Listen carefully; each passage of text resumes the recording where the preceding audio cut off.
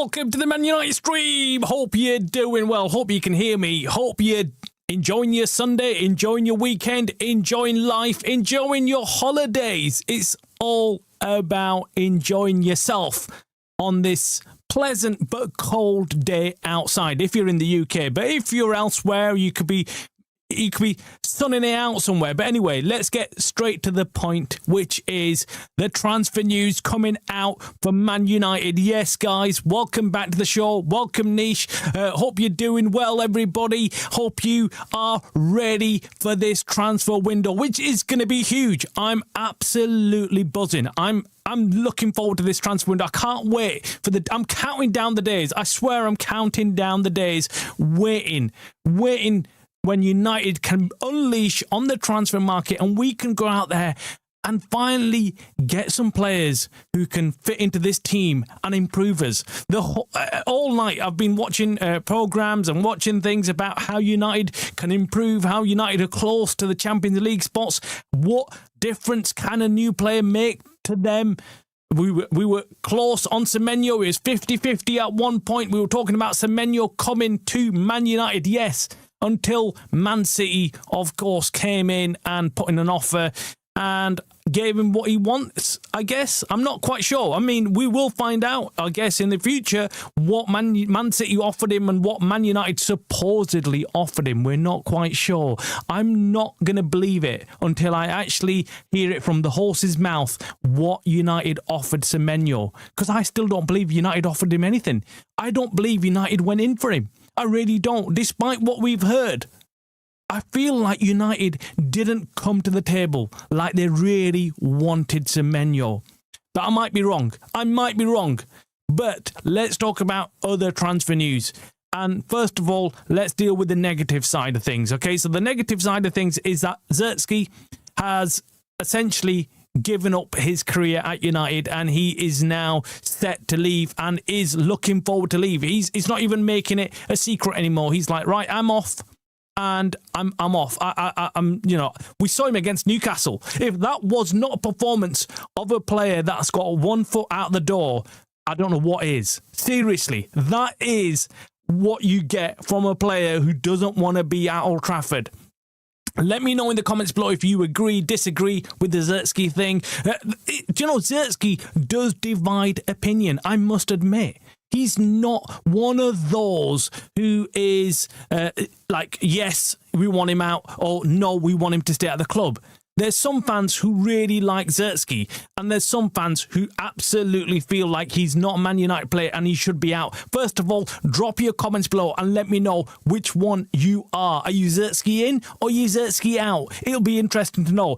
I've jumped from each been in and out. I've been a Zirkzee, big fan of Zirkzee when he first arrived at United. I thought he had the raw talent of someone who could go on to become a very good striker for us. But more and more as I saw him, I realised he's not an out-and-out striker. He doesn't want to play in that position, doesn't want to even move into them positions. We saw him against Newcastle. It's like he's reluctant. It's like he's gonna catch something if he goes anywhere close to the Newcastle goal. He's almost like, oh, I don't want to go. I don't want to go to the close enough to get a goal. I want to stay back. I want to kind of build up play, but I don't want to move forward. I don't get it. I don't get it with Zirkzee. Whenever we've needed goals, he's the one who we've put on Ruben Amorim and said, right, go and get me a bloody goal. And the guy just simply doesn't want to attack. But then we signed him as an attacker. We didn't sign him as a midfielder or as a number 10. We've got plenty of number 10s. We're missing a bloody striker. Go and score some goals. But look, it's clear for me, as where I'm looking at it from, I'm looking at it and thinking, he's definitely gone. He's definitely gone. He's not someone who wants to be here. I don't think many fans want him. If you're watching at Old Trafford last year, remember against Newcastle, he got booed off. He got booed off. Man United player got booed off. And I felt bad for him, I must admit. But this year, I felt like he was close to getting booed off again. If he did get taken off.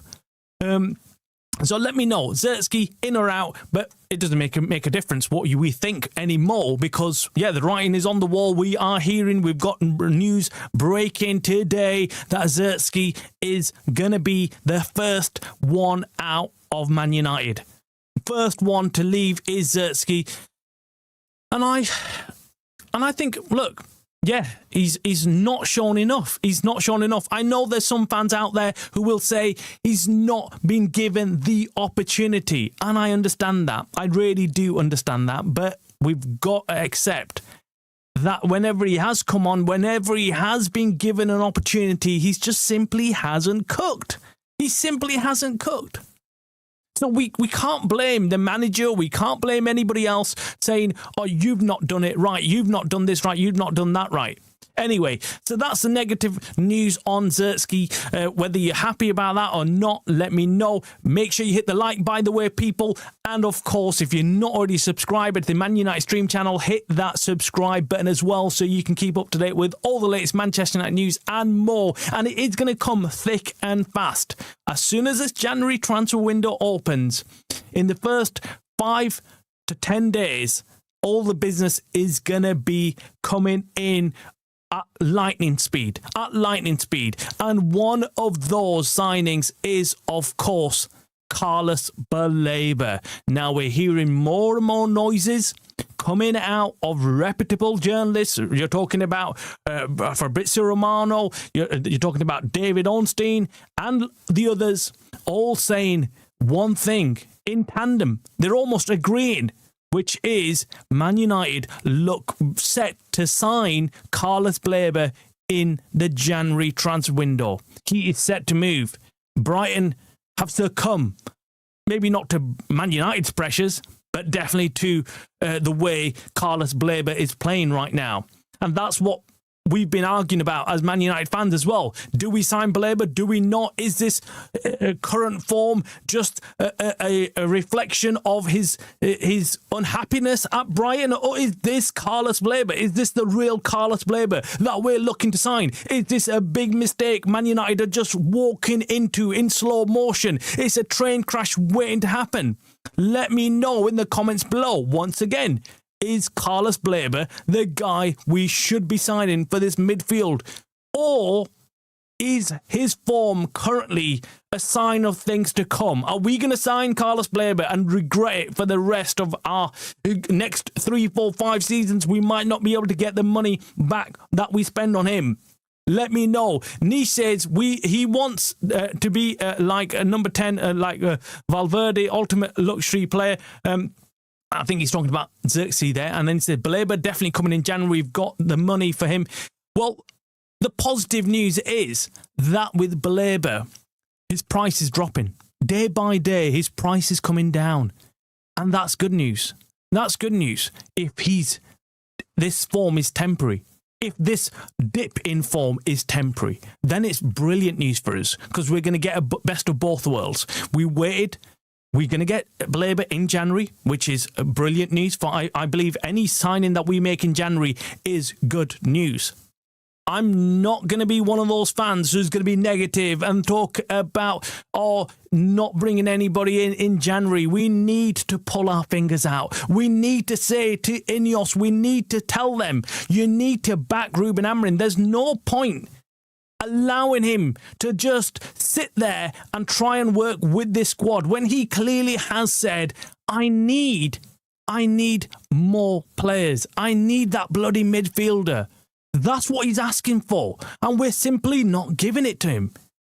And if we had, in the summer transfer window, gone out there, pulled all the stops and signed a midfielder, the likes of Baleba, would we be looking at sat there right now thinking Man United are sat in second place, in third place?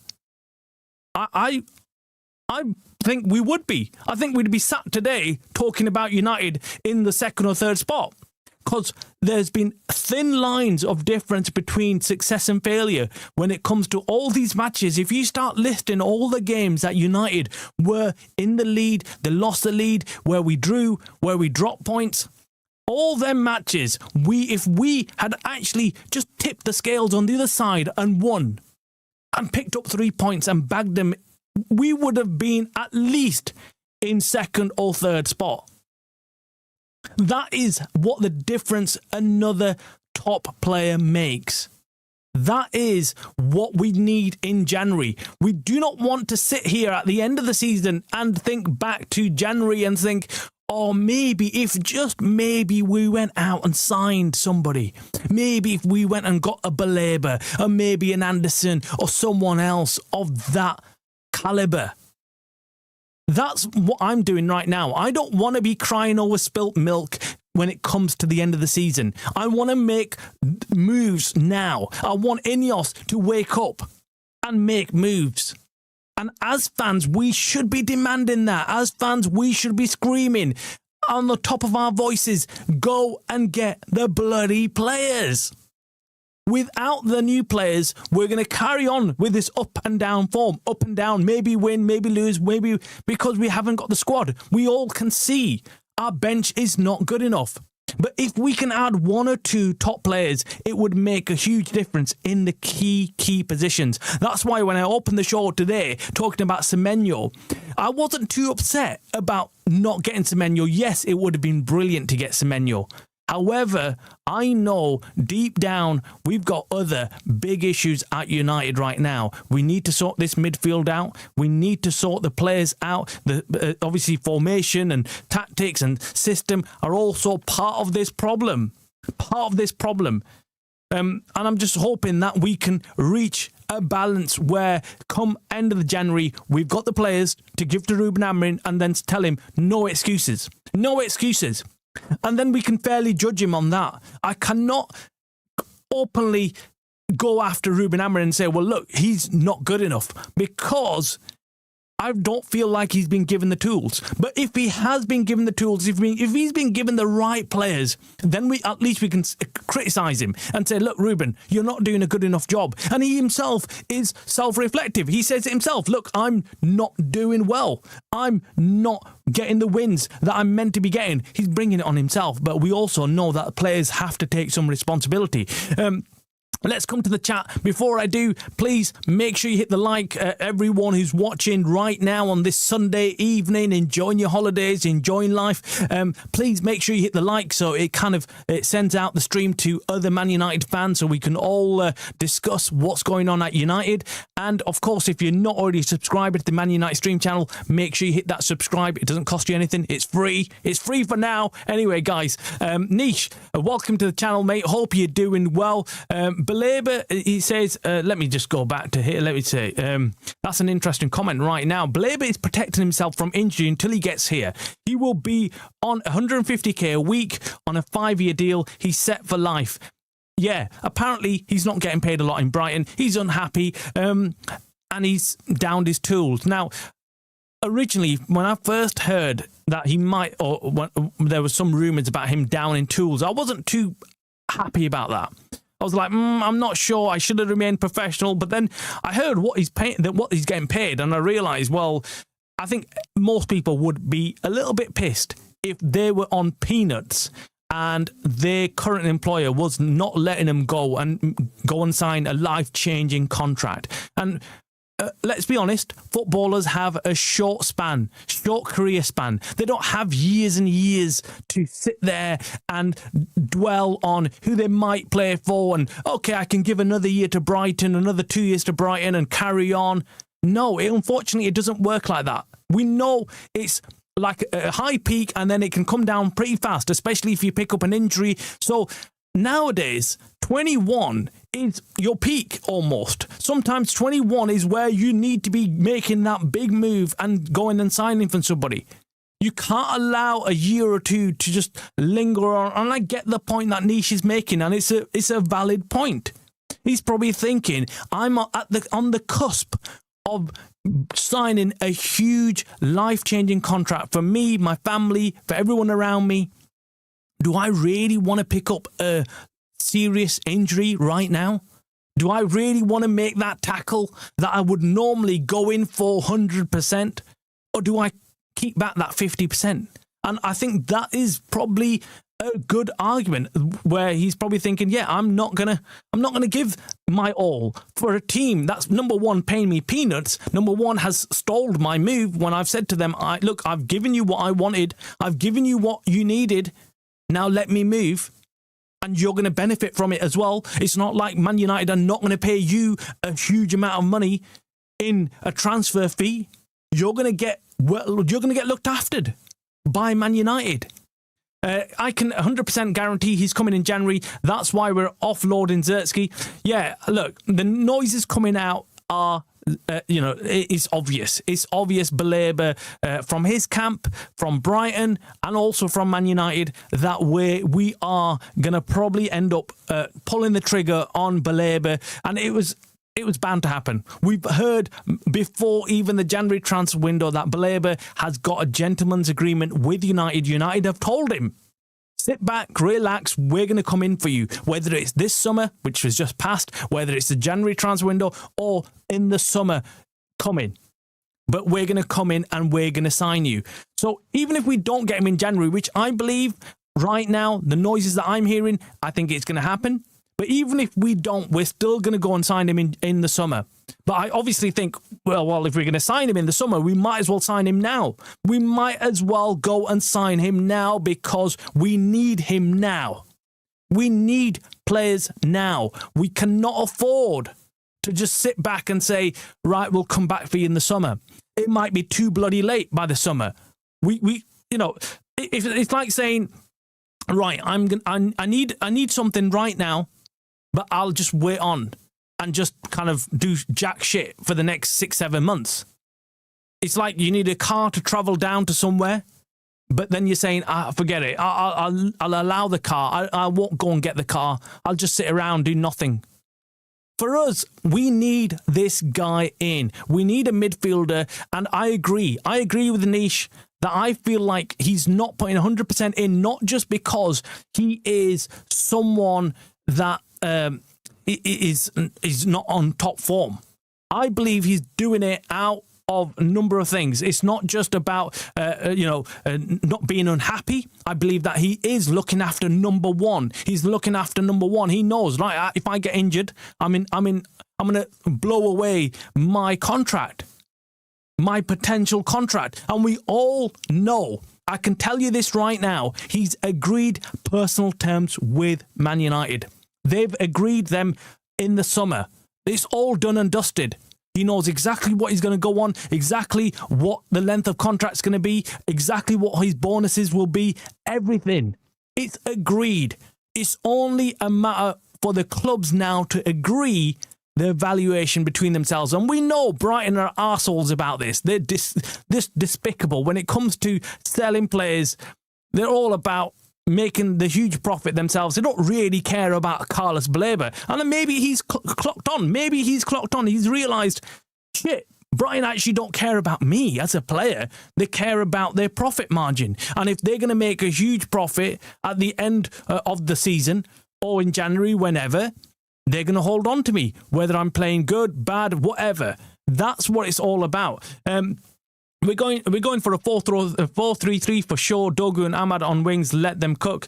Our team in January will be a 4-3-3. Senny Lemons, Shaw, Leacher, Haven, Mazraoui, Casemiro, Baleba, Kuna, Dogu, Ahmad, and Mbeumo in the 9. Sesko isn't ready. I'd agree with that. I think Sesko, as soon as we get the chance, I think Ruben Amorim will give him time away from the limelight. I just feel like he needs it. I think he's someone that is going to be slowly integrated back into the team.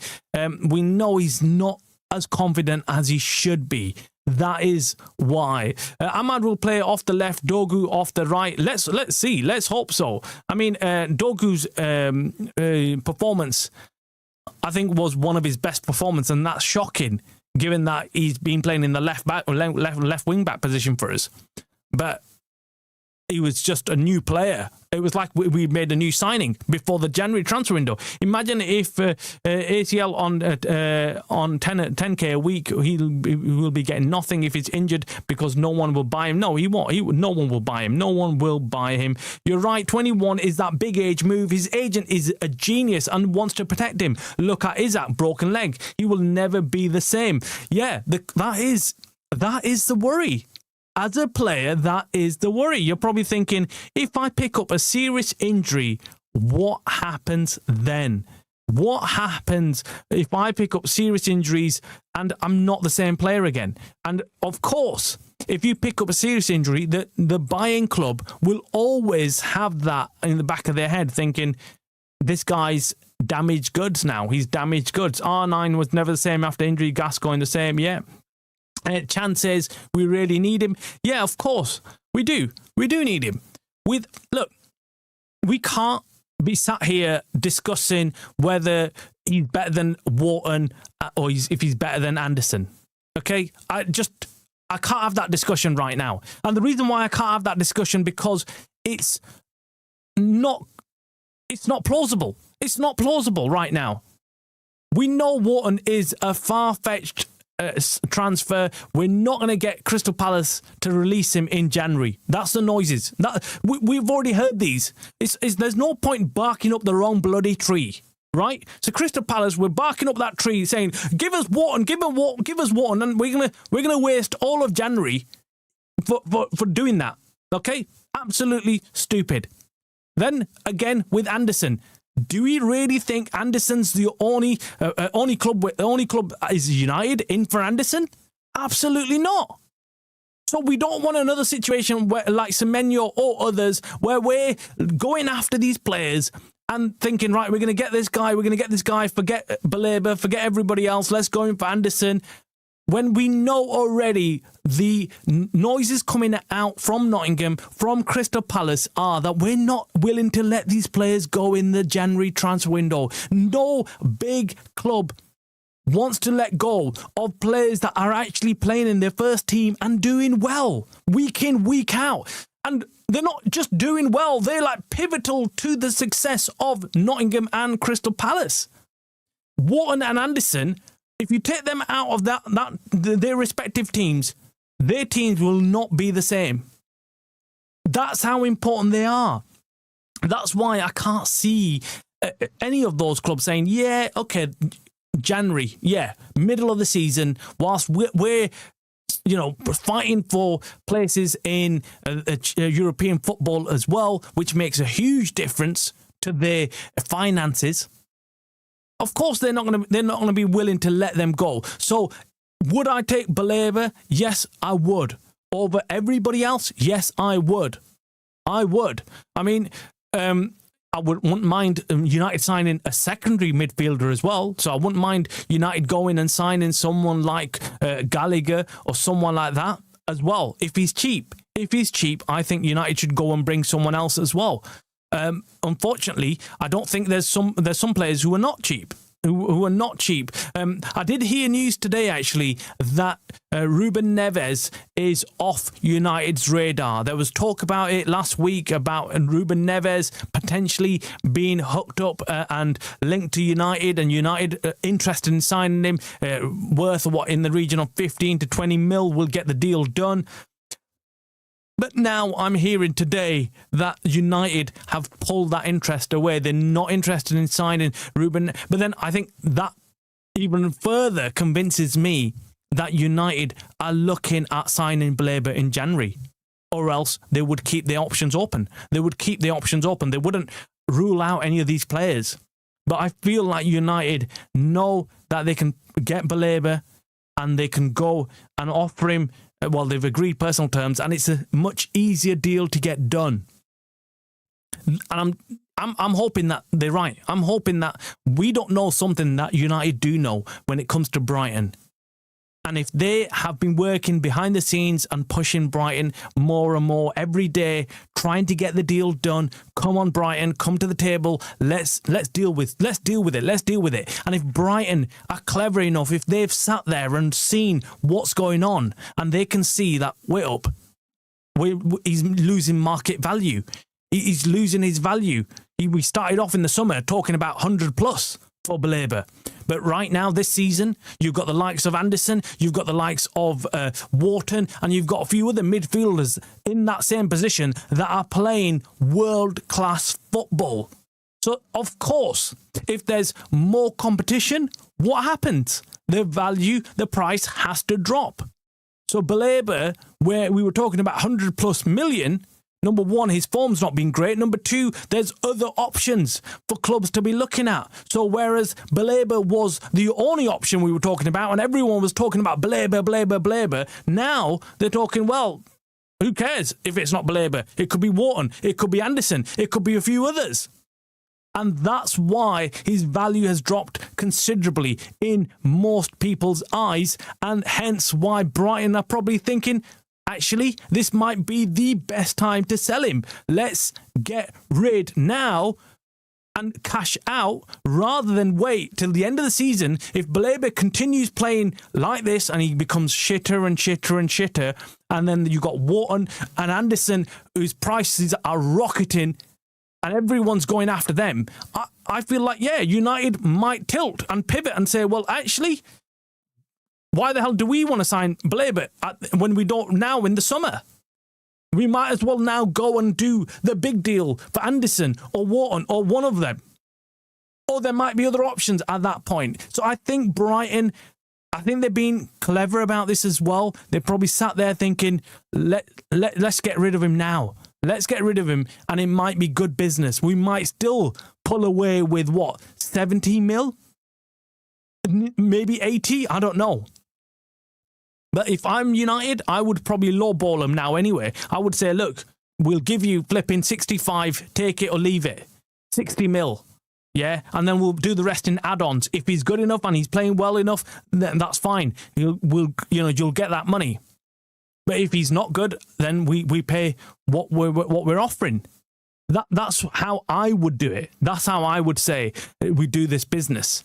But then, we don't know. We don't know what United are thinking behind closed doors. We don't know whether United are thinking, right, we've agreed personal terms with him. We've agreed somewhat of valuation with Brighton. Or, we got somewhere in the ballpark figure of what Brighton wanted.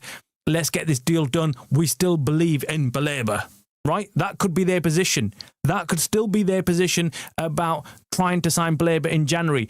For me, if we've got a chance of doing it, we need to get the deal done. Cannot wait around. We cannot just sit around saying, yeah, we'll think about it. We'll decide later. We'll come to a stage where we can maybe do it, maybe not. And then, what is the point? What's the point? The difference for me is it's economical sense to me, right? Qualifying for Champions League, not qualifying for Champions League. You qualify for Champions League, you get an additional revenue of 50 to 100 mil at least. Yeah, not just through ticket sales and everything else, commercial, everything, players, you name it. And then you don't qualify for Champions League and you miss out on all that. For me, it makes sense to go on and put that money down right now and say, right, okay, we're gonna speculate to accumulate. So we're gonna speculate on bringing in a Baleba. Let's put the money down, and hopefully he could be that difference. We all know. It's obvious. If you watch football and you know what football is like, you know what the problem is at United. We can see it. As soon as we make any changes in that midfield, it looks like a different team. And I'm sure Ruben Amorim has to accept that as well. We look like a much better team. We look like a controlled midfield against Newcastle with a different formation.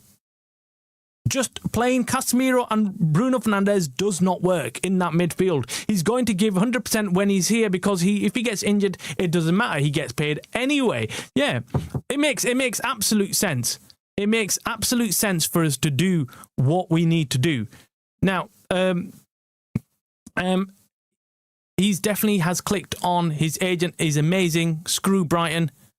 Absolutely, man. I'm hoping that this is actual news. It's news that we get, and we're gonna we're going to actually sign the dude. Really am. I hate liars, but in reality, this is the only decent thing Ineos has done, perfectly in line with Sir Jim's ethics. He's a con man, and he's conned Brighton. Do you know what? At this point, I just think, yeah, do you know what? I might as well. We might as well. This is actually a masterstroke by Ineos and the Baleba agent. They've stopped Baleba playing well and guaranteed him a deal. Perfect. I think, look, I don't think that's in control of everybody, but I do believe that I think the way Brighton have dealt with him is the problem. Anyway, that is it for today's show, guys. Make sure you hit the like. Make sure you subscribe. I'll be back again tomorrow with hopefully some more positive news. So that's it. Thank you very much. Nish, thank you as always. And thank you to everybody else. Take care. And I'll see you